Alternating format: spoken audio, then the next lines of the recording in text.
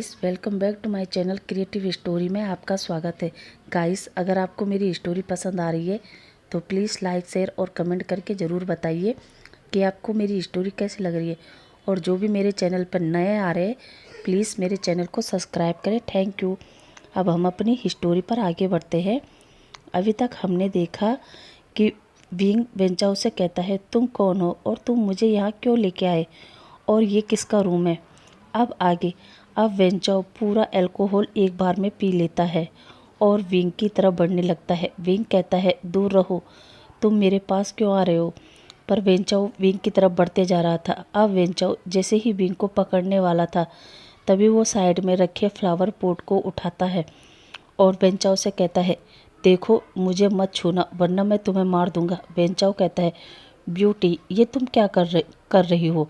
पता है, जब से मैंने तुम्हें देखा था मैं उस दिन से ही तुमसे प्यार करता हूँ। विंग कहता है, पर मैं तुम्हें नहीं जानती। वेंचाओ, ओ ब्यूटी, भूल गई आज से 2 साल पहले संगाई के उस होटल में जब तुम गलती से जेंट्स वॉशरूम में घुस गई थी, तब मैंने तुम्हें पहली बार देखा था। तब से मैं तुम्हें प्यार करता हूँ। और वो विंग के पास वापस कदम बढ़ाने लगता है। विंग को गुस्सा आता है और जो फ्लावर पॉट विंग के हाथ में था विंग उसे वेंचाओ की तरफ फेंकता है, पर वेंचाओ साइड में हट जाता है और वो फ्लावर पॉट गेट से बाहर जाकर टूट जाता है। अब वेंचाओ विंग को पकड़ता है और वो विंग को लिप पर किस करने वाला था। तभी पीछे से एक पर्सन कहता है, गगा, ये आप क्या कर रहे हो। और जब विंग और वेंचाओ उस तरफ देखते हैं तो विंग की आंखें फटी की फटी रह जाती है क्योंकि सामने वेनिंग था। वेनिंग अब अंदर आता है और कुछ कहता है, गग्गा, आपकी हिम्मत कैसे हुई मेरे विंग को टच करने की। वेंचाओ जब ये सुनता है तो वो एकदम शॉक हो जाता है और कहता है, क्या तुम्हारा विंग, इसका क्या मतलब। ये वही है जिसे तुमने लड़के से लड़की बनाया।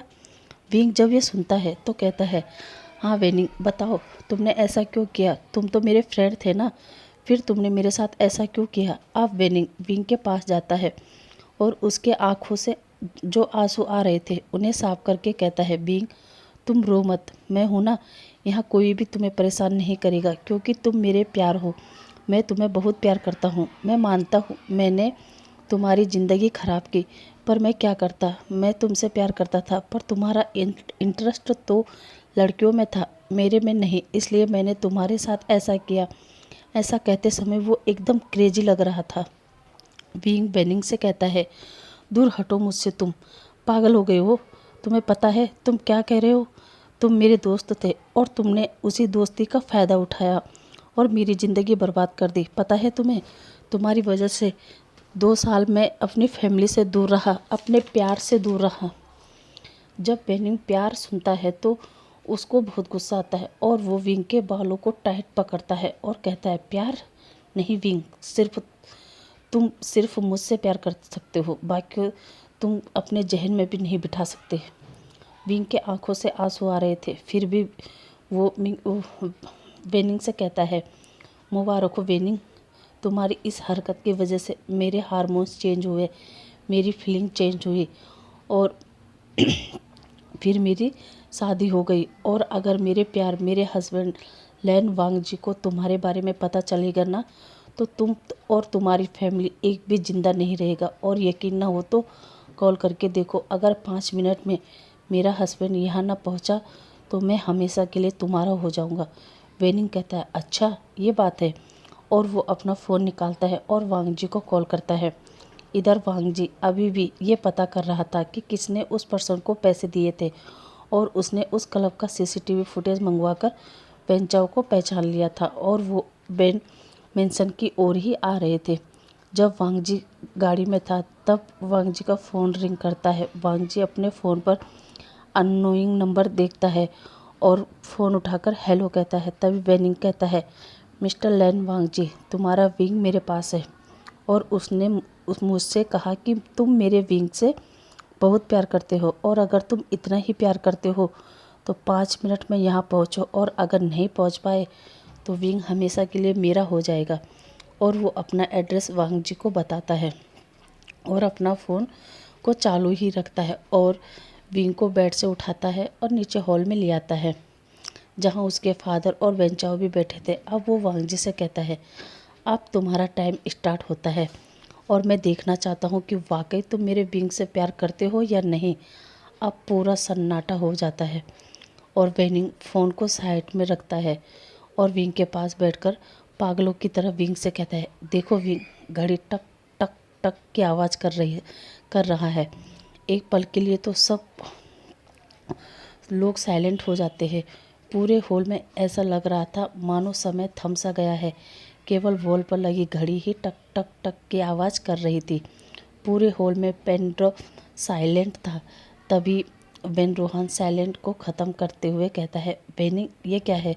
तुमने किसको कॉल किया और ये कौन है? बेनिंग कहता है, प्लीज़ डैड, आप एक पल के लिए शांत रहिए। तभी बेन रोहान कहता है, वेंचाओ, ये लड़का पूरी तरह पागल हो गया।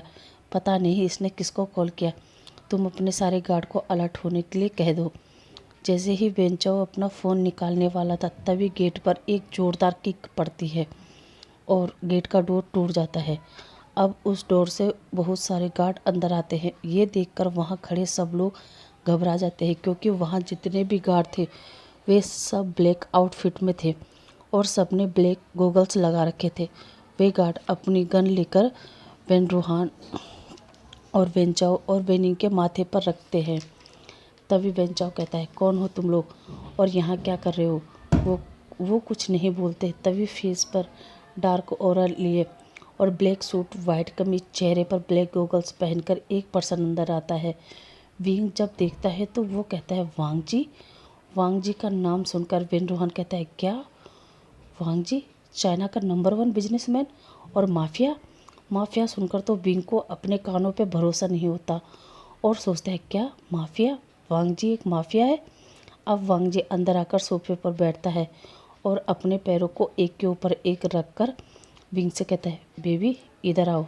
विंग तो शौक था पर वो अभी कुछ नहीं बोलता और विंग को अपनी लैब में बिठाकर कहता है, तो देखो देखो, अभी भी 5 मिनट होने में कुछ सेकंड बाकी है। और अब वो एक गार्ड को इशारा करता है और वो गार्ड बेंचाओ को आगे लेकर आता है और बेंचाओ को घुटने के बल बैठकर और अपनी डार्क वॉइस में पूछता है, तुम्हारी हिम्मत कैसे हुई मेरे विंग को किडनैप करने की? तुम्हें पता है अगर कोई मेरी पर्सनल छोटी सी चीज़ को भी कोई छूता है ना तो मैं उसे दोबारा खड़े होने लायक नहीं छोड़ता। और तुमने तो मेरे प्यार, मेरी ज़िंदगी, मेरी वाइफ, मेरे विंग का किडनैप किया है। तो बताओ तुम कैसे मरना पसंद करोगे? तभी बेन रोहान आगे आता है और वो वांग जी के सामने घुटनों का बल बैठकर वांग जी से कहता है, सॉरी सर, मेरे बेटे से गलती हो गई। उन्हें नहीं पता था कि ये आपकी वाइफ है। अगर मुझे पता होता तो मैं अपने बेटे को रोक देता। तभी बेनिंग पागलों की तरह हंसता है और अपने डैड से कहता है, डैड, ये इसको अपनी वाइफ बता रहा है पर शायद इसको पता नहीं कि ये विंग लड़का है और मैंने ही उसको ड्रग्स देकर लड़की बनाया है। और वो भी कोई ऐसा वैसा ड्रग्स नहीं डैड, वो ड्रग्स जो हम अपनी लैब में बनाते हैं और उन्हें हर सिटी में भेजते हैं क्योंकि उनसे लड़कों लड़कियों के शरीर में जो चेंज होते हैं और वो एक गियर में बन जाते हैं। अब वांग जी को बहुत गुस्सा आ रहा था लेकिन वो देखता है कि विंग घबरा रहा है और वो विंग से कहता है, बेबी तुम घबराओ मत, मैं इन्हें कुछ नहीं करूँगा, मैं इन्हें छोड़ दूँगा। अब वो विंग का हाथ पकड़ता है और वहाँ से जाने लगता है। तभी वो अपने गार्ड से कहता है, इन्हें मुक्त कर दो और गार्ड की तरफ देखकर दोबारा कहता है, मैं कह रहा हूँ ना, इन्हें मुक्त कर दो। इस बात पर वांग जी ज़्यादा जोर देता है और गार्ड समझ जाते हैं और वो जी सर कहते ही अब वांग जी विंग को गाड़ी में बिठाता है और ड्राइवर से कहता है, ड्राइवर चलो। ड्राइवर अपना सिर हाँ में हिलाता है और वो चलने लगता है। विंग जो इतना घबराया हुआ था क्योंकि वो समझ नहीं पा रहा था कि उसकी शादी एक माफिया से हुई है। विंग और वांग जी कुछ देर बाद अपने मेंशन पर पहुंच जाते हैं। अब विंग और वांग जी पूरे 2 दिन से परेशान थे। वांग जी विंग को बेड पर लेटाता है और कहता है, विंग तुम आराम करो। और वांग जी शावर लेने चला जाता है। इधर विंग वो सब सोच रहा था, उसे नींद नहीं आती और वो उठकर बैठ जाता है। अब वांग जी शावर लेकर आता है और वो अपने बालों को सुखा रहा था। तभी वांग जी मिरर में देखता है कि विंग उसे देख रहा है और वो विंग के पास आता है और कहता है, क्या हुआ विंग, कुछ कहना है? विंग घबराते हुए पूछता है, वांग जी क्या तुम माफिया हो? वांग जी जब यह सुनता है तो वो विंग की तरफ देखकर कहता है, हाँ विंग, मैं एक माफिया हूँ, पर मैं कोई भी गलत काम नहीं करता बल्कि गलत बनकर सही काम करता हूँ। विंग कहता है, पर वांग जी तुम माफिया कैसे बने? वांग जी कहता है, विंग, जब तुम मुझे छोड़कर आए थे तब एक दिन गगा मेरे पास आए थे। वो बहुत गुस्से में थे। उन्होंने मुझसे कहा कि कहीं ये सब मैंने तुम्हारे साथ तो नहीं किया। मेरा मतलब गगा को शक हुआ कि कहीं मैंने तुम्हें ड्रग्स देकर लड़के से लड़की तो नहीं बनाया। मैंने उन्हें साफ साफ मना कर दिया और फिर मुझे गगन ने बताया कि उन्हें लगा कि तुम्हें किसी ने ड्रग्स दिया है जिससे तुम्हारी बॉडी में चेंज हुआ। विंग कहता है, पर गगा को क्यों लगा? वांग जी कहता है, क्योंकि विंग, गगा को भी एक क्लब में ड्रग्स दिया गया था जिससे उनके हार्मोन्स चेंज हो गए और साथ ही साथ फीलिंग भी, और उनका इंटरेस्ट लड़कियों से ख़त्म होकर लड़कों में आ गया और इसीलिए उन्होंने अपना प्यार वेंचिंग को भी छोड़ दिया। विंग कहता है, क्या वेंचिंग गगा का प्यार थी? वांग जी कहता है, हाँ विंग, अब जब मुझे गगा ने बताया था तो मैं उस क्लब पर गया और फिर सुयान ने मुझसे कहा कि ये ड्रग्स तो हमारी कंट्री के साथ साथ अदर कंट्री के टीनेजर लोगों की ज़िंदगी बर्बाद कर देगा, इसलिए मैं उस ड्रग्स की छानबीन करने लगा और इसके लिए मुझे माफिया बनना पड़ा। पर सच मानो विंग, मैंने आज तक किसी भी बेगुनाह को सज़ा नहीं दी। अब विंग वांग जी का चेहरा अपने हाथों में लेता है और कहता है, वांग जी क्या तुम मुझसे एक प्रॉमिस कर सकते हो? वांग जी कहता है, हाँ विंग, बोलो। अब विंग कहता है, वांग जी आज से तुम ये माफिया वाले काम छोड़ दोगे? वांग जी विंग की आंखों में देखता है और कहता है, विंग, मैं तुमसे झूठ नहीं बोलूँगा, पर मैं इसमें बहुत आगे बढ़ चुका हूँ और मैं चाहकर भी पीछे नहीं हट सकता। पर मैं तुमसे एक प्रॉमिस कर सकता हूँ कि मैं इस माफिया वाले काम को कम कर दूँगा और इस काम की वजह से कभी भी मेरे परिवार पर कोई मुसीबत नहीं आएगी। विंग कहता है, ठीक है। अब वांग जी विंग को हक करता है और उसके माथे पर किस करता है। अब दोनों को कब नींद आ जाती है उन्हें पता ही नहीं चलता। अब अगली मॉर्निंग विंग उठता है और वांग जी को देखता है और सोचता है, इन्हें ऐसे देखकर कोई सोच सकता है कि ये एक माफिया है? इस समय तो ये एक बेबी की तरह लग रहे हैं। काश मेरे पास भी लड़कियों जैसी गर्भाशय होता तो मैं भी अपने हैंडसम हस्बैंड की परछाई को कैरी करता। तभी विंग सोचता है, अरे ये मैं क्या सोच रहा हूँ और मुझ में ऐसी फीलिंग क्यों आई? और अब वो अपने सोच से बाहर आता है और वांग जी के माथे पर किस करता है। अब तभी वांग जी कहता है, बेबी गुड मॉर्निंग, किस भी चाहिए? विंग जब ये सुनता है तो कहता है, क्या तुम जगे हो? अब वांग जी कहता है, नहीं बेबी, जब तक तुम मॉर्निंग किस नहीं देते तब तक मैं नहीं उठूँगा। जब विंग कहता है, ठीक है, तुम ऐसे ही सोए रहो, और वो उठता है और वॉशरूम की तरफ जाने लगता है। तभी कुछ सोचकर वांग जी की तरफ आता है और उसके लिप पर एक छोटा सा किस करके जाने लगता है। तभी वांग जी विंग का हाथ पकड़ता है और कहता है, ये क्या था बेबी?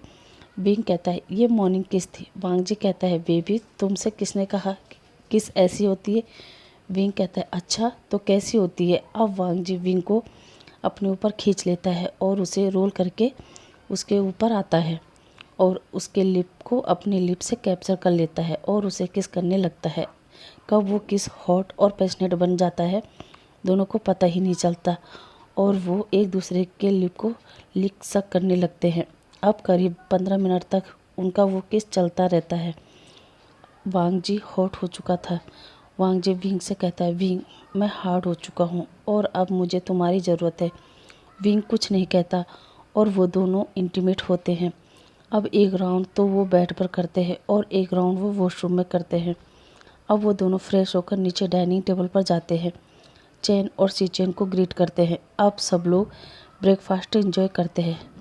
वांग जी और सी चैन ऑफिस निकल जाते हैं। इधर विंग चैन को देखता है और कहता है, चैन क्या बात है, तुम उदास क्यों हो? चैन कहता है, विंग मैं तुमसे कब से बात करना चाहता था पर मैं बात ही नहीं कर पाया। विंग कहता है, क्या बात है चैन, बताओ। चैन कहता है, विंग मुझे लगता है कि सी चेन को मैं पसंद नहीं हूँ। विंग कहता है क्या? पर चैन तुम्हें ऐसा क्यों लगता है? चैन कहता है विंग तुम्हारी वो फ्रेंड है ना वेंचिंग। विंग कहता है हाँ तो? चैन कहता है विंग मैंने सी चेन को उसे हक करते हुए देखा था। विंग कहता है चैन क्या तुम्हें जेलस हो रहा है? चैन कहता है हाँ। और विंग कहता है चैन मुझे पता है पर शायद तुम्हें पता नहीं है सी चेन गगा और वेंचिंग प्यार करते थे। चैन कहता है क्या? पर अब गगा उससे नहीं बल्कि तुमसे प्यार करते हैं और बहुत प्यार करते हैं। अब विंग चैन को सी चेन और वेंचिंग के बारे में सब कुछ बता देता है। एक दिन विंग और वांगजी डाइनिंग टेबल पर अपना ब्रेकफास्ट कर रहे थे। तभी विंग को वोमिटिंग होने लगता है। विंग वहाँ से उठता है और सीधे अपने रूम में भागता है। वांगजी भी उसके पीछे जाता है और उससे कहता है विंग क्या हुआ बेबी? विंग कहता है पता नहीं वांगजी, लगता है मैंने कुछ उल्टा सीधा खा लिया। और अब विंग उठकर बाहर आता है। तभी उसका सर घूमने लगता है। अब वांगजी को टेंशन होती है और वो डॉक्टर को फ़ोन करता है।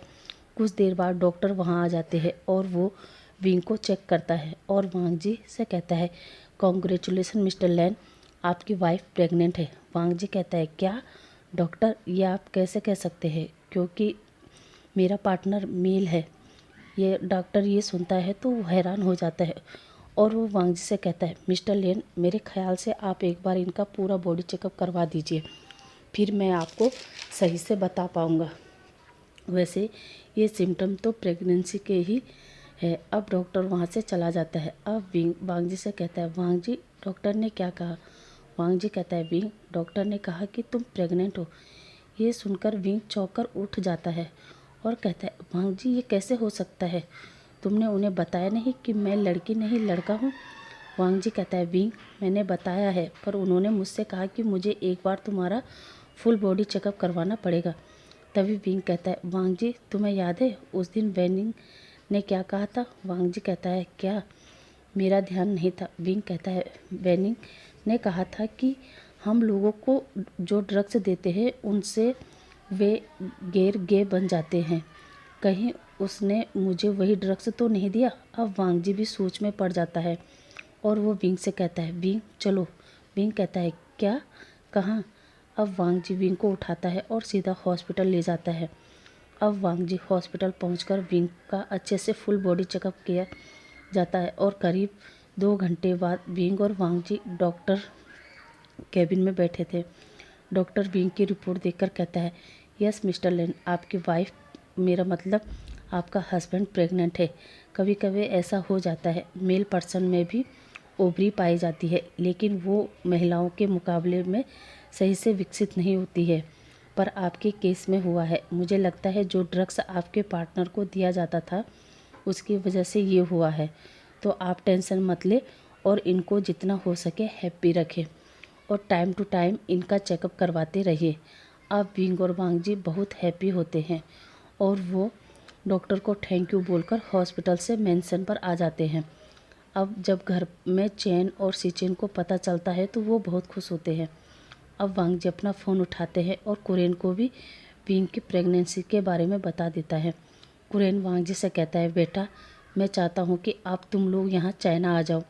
वांगजी कहता है ठीक है अंकल। अब वो फ़ोन रखता है और सीचेन चैन और विंग से कहता है विंग अंकल चाहते हैं कि हम सब चाइना वापस आ जाएं। विंग कहता है हाँ वांगजी मैं जाना चाहता हूँ। वैसे भी मुझे मॉम डैड से भी मिलना है, काफ़ी टाइम हो गया मैं मॉम डैड से नहीं मिला। पर चाइना जाने से पहले अगर तुम चाहो तो मैं अपने फ्रेंडों से मिलना चाहता हूँ।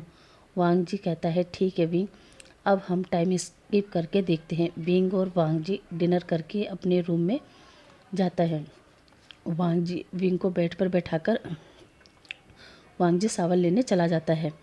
विंग अपने टमी पर हाथ रखता है और सोचता है क्या मेरे अंदर बेबी है? और वो अपना टमी को टच करके देखता है। उसके बाद वो वॉशरूम की तरफ देखता है कि वांगजी ने डोर बंद कर रखे हैं या नहीं। विंग बेड से उठता है और एक छोटा सा पिलो लेकर अपने कपड़े के अंदर डालकर मिरर में देखने लगता है और सोचता है क्या मेरा टमी इतना निकल जाएगा? क्या वांगजी फिर मेरे से प्यार करेगा? और वो सोच रहा था और उस पिलो के ऊपर से हाथ फहरा रहा था। तभी वांगजी विंग को ऐसे हरकत करते हुए देख लेता है। गाइस आज के लिए बस इतना ही, आपसे कल मिलते हैं, तब तक के लिए bye bye, thank you for watching.